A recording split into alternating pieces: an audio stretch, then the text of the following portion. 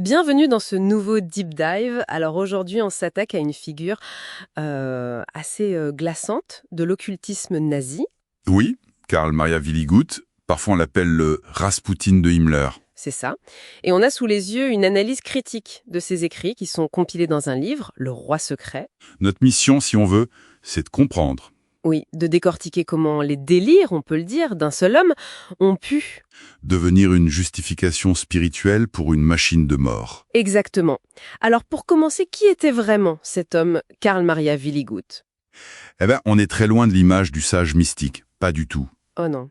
Les archives le décrivent comme un ancien colonel autrichien, traumatisé par la défaite de 1918. Et il sombre dans une psychose paranoïaque. D'accord, donc on a déjà un profil assez perturbé. Oui, très. Il est violent avec sa famille, obsédé par un complot mondial juif et franc-maçon. C'est déjà là.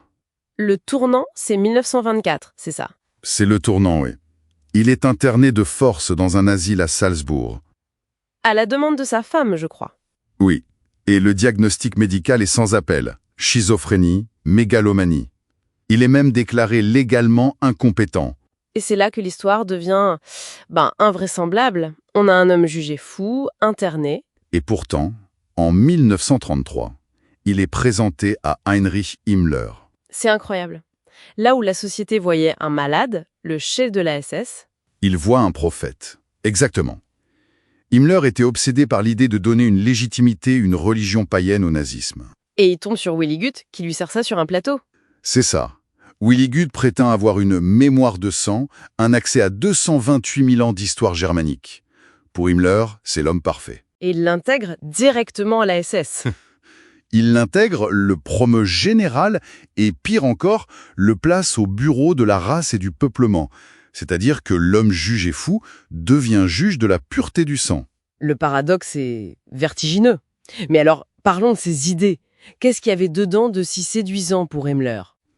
Alors, au-delà du folklore, les trois soleils, les géants, les nains, le cœur de son système, c'est une théorie raciale, une division métaphysique de l'humanité. C'est-à-dire ? D'un côté, il y a les enfants de la lumière, les Aryens, les descendants divins des Germains. Et de l'autre ? De l'autre, les enfants de la pierre, les hommes bêtes, en gros toutes les autres races.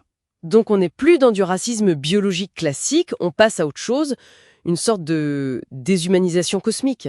C'est précisément ça, et c'est ce qui est si radical. Ça fournit une justification divine au génocide. Comment ça ? Dans cette logique, éliminer un homme bête, ce n'est plus un meurtre. Ça devient une mesure d'hygiène cosmique. On nettoie l'univers. C'est terrifiant. Est-ce que tout ça a eu des conséquences concrètes, matérielles ? Oh que oui. L'exemple le plus frappant, c'est le château de Wewelsburg. Le fameux centre spirituel de la SS. C'est Willigut qui convainc Himmler d'en faire le Vatican de l'Ordre Noir. C'est lui qui en conçoit tout l'aménagement symbolique, la crypte, le fameux soleil noir. On connaît ces images, oui. Mais l'analyse qu'on a ici montre une réalité beaucoup plus brutale derrière les symboles. C'est le point crucial, et souvent oublié.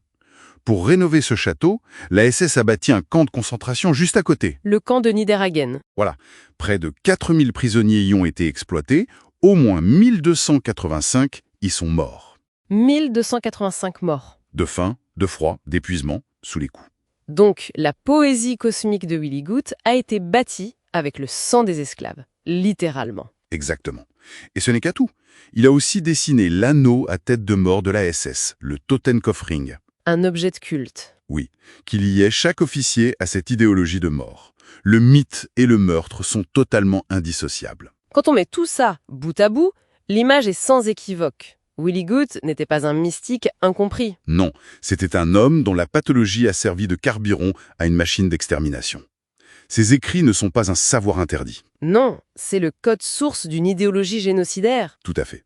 Et c'est là que leur publication moderne pose question. Oui, parce qu'en les présentant comme une simple curiosité historique, on sépare l'ésotérisme fascinant de sa conséquence directe, le camp, les morts. On le blanchit en quelque sorte, on le transforme en produit culturel. En le vidant de son horreur. On vend le symbole, on oublie le sang. Et ça nous laisse avec une dernière pensée, une question pour la suite.